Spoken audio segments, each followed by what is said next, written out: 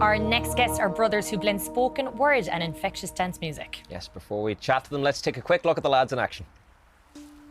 There's going-aways every few days, and they come in waves like 18th or 21st back in the day. And it's grand, but lately it feels like they've been going through my phone and just tearing lads straight out of my WhatsApp groups. Before timesheets, we lined streets till cars beeped. It was me and you, a game of curbs and the world at our feet. Those never-ending days, barely stirred by light sleep. And you'd be home at Christmas, sure, we'll grab a pint then or something. When you told me and the lads the news first, it all made perfect sense. All off our heads, a wet tent festival sets.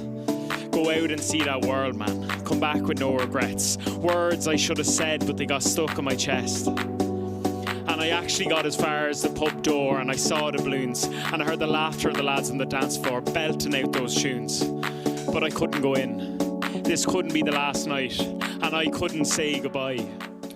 The brothers that make up Laboom, Christy and Andy Leech, you're very welcome. I'm a huge fan. I've been following you now for the last while. I suppose Laboom was born out in Navan when Andy joined. Can you tell me about the birth of what we know today? I think I'm taking too much credit there. Yeah, I guess it happened kind of accidentally, really. Like Christy had been putting on shows for years with Laboom, and I think it was a secret rave that you didn't have enough music prepared for. I was really scraping the barrel by the time I got to the point where I was asking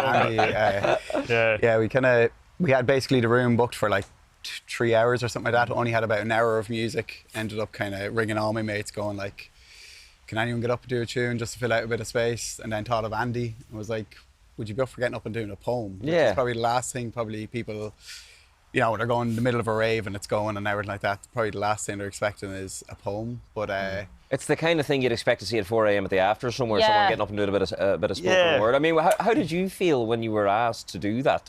I imagine it was a scary prospect at a rave. Yeah, like, I'd never been on a stage up to that point, like, in my whole life. So it was, like, I would have written a lot, but it was always writing for other people. It was writing, handing the thing off and getting out of there. So to get up and do it, like, the other thing is, like, I was going to the gig anyway with my mates. So I just kind of decided not to tell them that it was happening. I snuck off. We were having like pre-drinks. I snuck off, did the sound check, came back, said nothing. Kind of half hoping that Christy wouldn't call me up on stage at the time, to be honest. But then it happened. I think there was just actually such a love in the room, and they were so supportive. I think everyone kind of knew it was my first time on stage, probably by the shaky hand, like, and yeah, it just kind of went off, thankfully. And then we kind of. He hasn't been able to get rid of me since. And then, what I love, the way you described the act, is like it's less of a DJ set, more of a house party. And we were just talking earlier about the fact that there's a lot of nightclubs now closing and nightlife has dwindled. And that idea of like coming together for music, especially something that's electronic, dance infused. What do you think is going on in the atmosphere that makes people want this? Yeah, I think definitely probably the part that we're kind of most proud of with the whole project is that we're just a very small part of it, really. Like, it's a kind of a much more, we know, like, we play on the floor, like in the middle of the room, and we're always there to kind of, it is the house party buzz. It's kind of, and we're much more comfortable in the same space as the audience, like, so that we're basically having the very same experience that they're having. They're just with their best mates, having a crack. We're there with our best mates, myself, Andy and Peter, best mates, playing in the middle of the floor. And I think it's just like, that's probably the thing we're most proud of in terms of the community of it all. And I think for us, we were never really comfortable with the idea of us just being up like this kind of, separation between us up on the stage and the crowd coming to see us. We're much more comfortable kind of in the middle of it all. And I think there's something about that community thing that we kind of didn't see kind of coming, because basically we were putting on these secret raves and started to organise them through a WhatsApp group. And the WhatsApp group just grew and then became another WhatsApp group and just grew and grew and grew.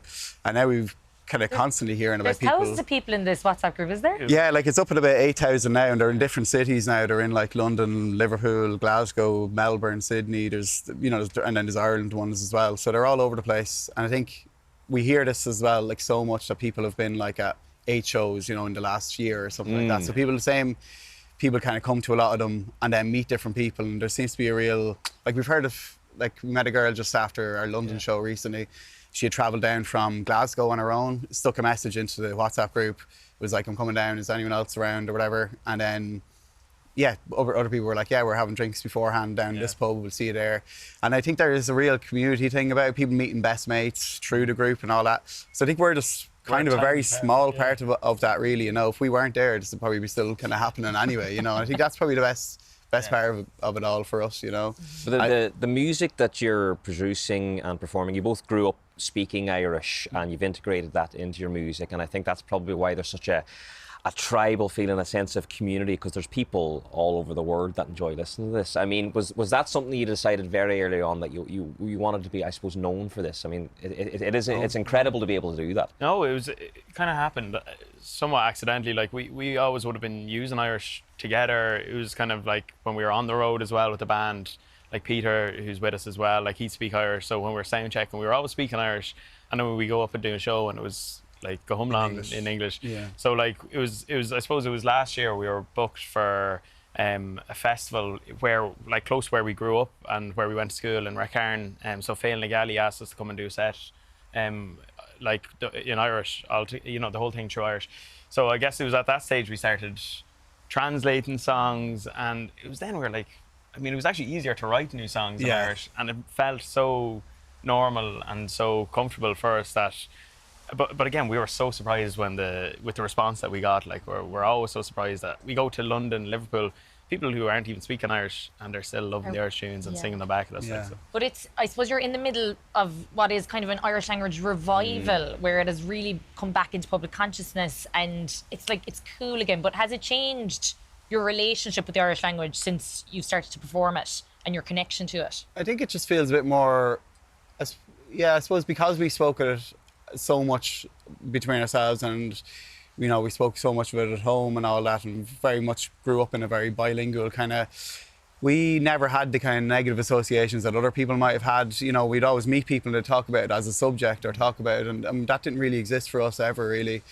And I suppose it was kind of more that when we started doing it, we were like, why have we not been doing this? You know, and I suppose anytime you're doing something, the more personal it feels to you, you know, I don't know, the more kind of excited you are about it. And then when you see that connecting, that's an even better buzz, you know. And then the fact you can go all over the world and do it and still sing to people in a language that has felt up until that point very personal, very much a family language, you know, a very private language, you know. To us it was a real sense of home, and you know, to be able to sing that then in cities all over the world and get that reaction is incredible, really. So I suppose, it just becomes very exciting. So to not do it now just would feels, you know, disingenuous, or just isn't as much of a buzz, to be honest with you. We just love it, like, you know. Andy, you bring the spoken word aspect, and I remember the first time that I saw Australia and how pissed off you almost were and how passionate you were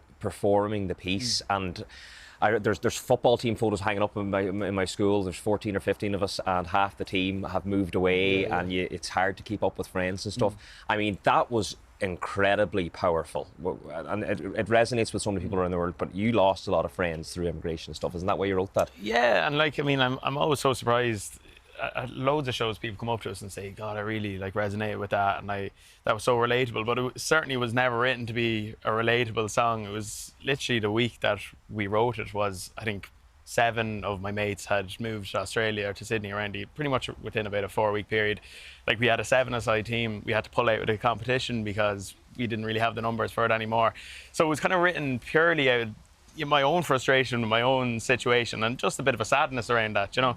So when we performed it for the first time, again, we were just kind of blown away by that response. We put it up online, it ended up like kind of going semi-viral, and it's always the one, anytime we play it now, it's often one people come up and talk to us about.